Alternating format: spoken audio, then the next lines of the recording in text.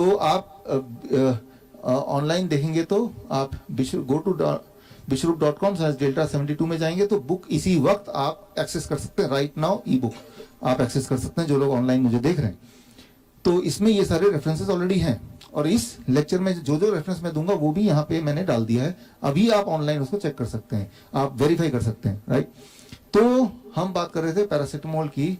जब भी आप पैरासिटामोल देंगे तो ये सारे के सारे ट्रायल आपकी आंखों के सामने है, यही कंक्लूड करता है कि जिन लोगों को या जानवरों को पैरासिटामोल दिया गया, जब उनको बुखार आया, किसी भी कारण से बुखार आया, तो उनकी जो बीमारी है या तो ज्यादा लंबी चली गई या फिर वो मर गए। दो ही चीज हुआ है। ऐसा कभी नहीं हुआ पूरी दुनिया में, कभी भी नहीं हुआ, किसी भी एक ट्रायल में नहीं हुआ कि जिनको पैरासिटामोल दिया उनको किसी भी तरह से कोई फायदा हुआ हो, इन टर्म्स ऑफ या तो बीमारी जल्दी ठीक हो जाए, नंबर 1, राइट, या तो कम से कम उनको बचा लिया जाए।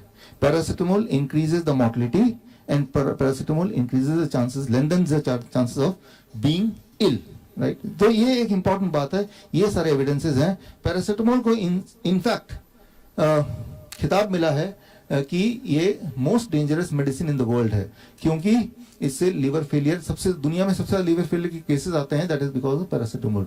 ये सारे एविडेंसेस आपके सामने है। Davidson principle and practice of medicine 23rd edition, ये तो बाइबल बोला जाता है ना कि मेडिकल साइंस के, उसमें से ये टेक्स्ट लिया गया है। तो जब this is called medical science, जब ये ऑलरेडी प्रूव हो चुका है कि फीवर में आपको पैरासिटामोल नहीं देना है या एंटीपायरेटिक नहीं देना है या उसको घटाना नहीं है, तो हम क्या करते हैं जब हमारे पास पेशेंट आते हैं, टेम्परेचर कुछ भी हो जाए, 104, 105, 106, और होते हैं हमारे पेशेंट के टेम्परेचर, हम उसको कभी भी पैरासिटामोल नहीं देते हैं। कभी भी नहीं दिया। 60,000 में से एक भी पेशेंट को एक बार भी कभी भी नहीं दिया, नॉट एट ऑल। क्योंकि हमें पता है कि fever is a defence mechanism, इसको समझना पड़ेगा। समझाने के लिए आप दे दो जरा, यहाँ रख दो। अब देखिए होता क्या है, ये मान लीजिए आपकी बॉडी है, आपका रेस्पिरेटरी ट्रैक है, इसको थोड़ा ऊपर पकड़ना पड़ेगा ना, ऐसे ऐसे पकड़ लो जरा, इस तरफ खड़ोगे। ये आपकी बॉडी में वायरस अंदर गया, राइट, उसने मल्टीप्लाई करना शुरू किया, तो हमारी जो इम्यूनिटी है, राइट, इम्यूनिटी को कैसे पता चलेगा? वो ऐसे पता चलेगा कि ब्रेन टेम्परेचर ट्रिगर करता है। ब्रेन ट्रिगर्स द टेम्परेचर, क्योंकि ब्रेन को ये पता है कि हाई टेम्परेचर पे जो वायरस है जो अटैक कर रहा है, यहाँ पे ये वायरस को हमने रख दिया और ये वायरस अटैक कर रहा है बॉडी में, और ये वायरस मल्टीप्लाई हो रहा है, इसकी मल्टीप्लिकेशन को रोकना पड़ेगा। ये मल्टीप्लाई ना कर पाए, बात ही खत्म हो जाएगी। तो उसके लिए हमारा ब्रेन क्या करेगा, टेम्परेचर का थ्रेशोल्ड को बढ़ा देगा, राइट, थर्मोस्टेट को बढ़ा देगा। तो उसको थर्मोस्टेट को बढ़ाने के लिए आपको शिवरिंग होने लगेगी, आप कंबल ओढ़ने लगेंगे, वो ठंड लग रही है, ऐसा कुछ, एसी बंद करो, ये सब चीज होने लगेगी। अल्टीमेटली बॉडी का टेम्परेचर बढ़ जाएगा। जैसे ही बॉडी का टेम्परेचर बढ़ेगा तो बॉडी में इम्यूनिटी है, इम्यूनिटी उसका नाम है न्यूट्रोफिल्स, वो एकदम हरकत में आएंगे और जहां भी वायरस है वो इम्यूनिटी वहां पहुंच जाएगा। अब ये जो इम्यूनिटी है हमारी, जैसे आप देखते हैं बहुत सारा कफ निकलता है और येलो कलर का होता है, तो वो जो येलो कलर का होता है वो न्यूट्रोफिल्स है, राइट। जब भी कफ होता है तो येलो देखेंगे तो अरे ये तो इम्यूनिटी है, दिस इज इम्यूनिटी देखना चाहते हैं उसी शक्ल, तो पीले रंग का। जब पस होता है, पस में पीला वो इम्यूनिटी है आपकी, वही इम्यूनिटी है, राइट। तो ये देखेंगे, अच्छा इम्यूनिटी आ गई। और इम्यूनिटी का हथियार क्या है कि अगर यहां से मैं टॉर्च मारता हूं तो वायरस देख नहीं सकता और इम्यूनिटी ध्यान और ज्यादा देख सकती है, मार सकती है इसको लिटरली। तो वो टॉर्च क्या है, दैट इज हीट, टेम्परेचर। जितना टेम्परेचर बढ़ेगा वो उसकी आंखें चौधे मतलब एकदम से, right, it will be distracted and that is how it fights.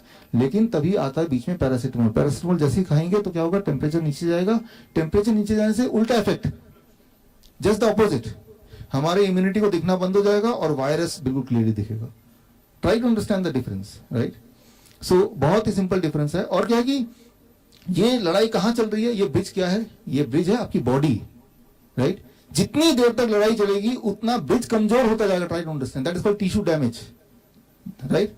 तो ये लड़ाई जल्दी खत्म करनी पड़ेगी कि लड़ाई हमारे बॉडी के अंदर ही चल रही है, बॉडी के टिश्यूज में चल रही है, बॉडी के स्किन में चल रही है, राइट। तो ये लड़ाई बहुत ज्यादा चलेगी, देर तक। ज्यादा कैसे चलेगी कि आप बार बार पैरासिटामोल खा के टेम्परेचर डाउन करेंगे और ये देख नहीं पाएगा, और वो टाइम लेके ये मल्टीप्लाई होता रहेगा और सोल्जर्स को बुलाएगा अपने और वायरस को, और ये जब तक ये पैरासिटामोल का असर खत्म होगा तब जाके ये न्यूट्रोफिल दोबारा जागेगा, लेकिन तब तक इसके 3 गुना 4 गुना और वायरस आ चुके होंगे। तो अब न्यूट्रोफिल क्या करता है, ये भी अपनी तरफ से और फास्ट बुलाता है, लेकिन बुला रहा है कहां पे बुला रहा है, आपके बॉडी के अंदर ही ना, राइट। तो क्या चीज डैमेज होगी, जितना दिन तक ये युद्ध चलेगा, आपकी बॉडी डैमेज होगी।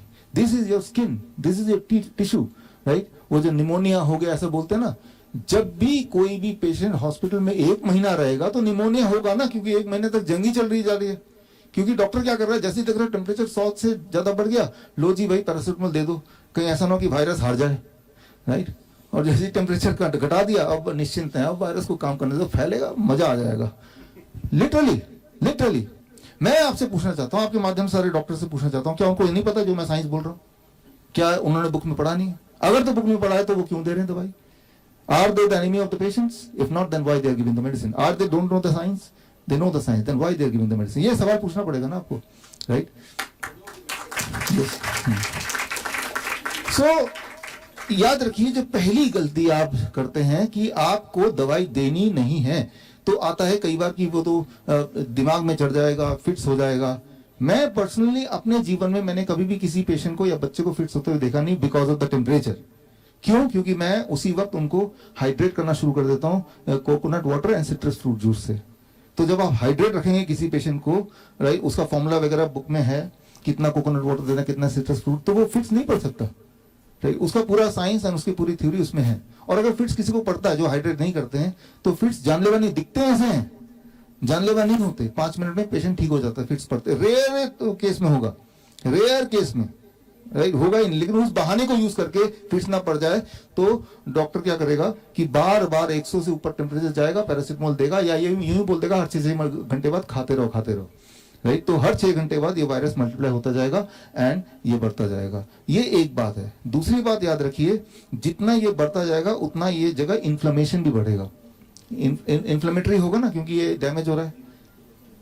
जो इन्फ्लेमेशन बढ़ेगा ये भी आपकी लड़ाई का हिस्सा है, राइट। बहुत ज्यादा बढ़ जाएगा तो आपके लिए नुकसान है, थोड़ा बढ़ेगा तो ये अपने पैर जमा पाएगा, राइट। क्योंकि वो जो पस बनता है, आपके कफ बनता है, वो भी इन्फ्लेमेशन का कहीं ना कहीं रोल होता है, राइट। ऐसे में जो अलग अलग टेस्ट करते हैं, ब्लड टेस्ट करते हैं आपके इन्फ्लेमेशन स्कोर देखने के लिए, ताकि कॉर्टिकोस्टेरॉइड दिया जाए, तो वो भी एंटी हमारे बॉडी के खिलाफ ही काम करते हैं। तो ब्लड थिनर दे देना या स्टेरॉइड दे देना या एंटीबायोटिक दे देना। एंड एक बात समझिए, जब तो ये लड़ाई 1 हफ्ते से अधिक चल जाएगी, तो छोटे मोटे जो और दुश्मन है हमारे, बैक्टीरिया जो अदरवाइज आपको तंग नहीं कर पा रहे थे, वो मौके का फायदा उठा के वो भी इसके साथ मिल जाएंगे कि भाई हम भी कुछ ना कुछ यहाँ से लूट लें, राइट। तो अब बोलेंगे डॉक्टर की अब तो एंटीबायोटिक भी देनी पड़ेगी। तो ये एक खेल शुरू हो गया जो कि हम हारने लगे, एक जीती हुई गेम को हम हारने लगे। तो इस बात को अगर आप साइंटिफिकली समझेंगे, उसके लिए सारे एविडेंसेस मैंने बुक में दिए हैं। तो पहली गलती आप नहीं करेंगे, कुछ भी हो जाए मुझे पैरासिटामोल देना ही नहीं है। Scientifically it is not validated at all, but rather it is the number 1 cause of making the patient sick for longer period.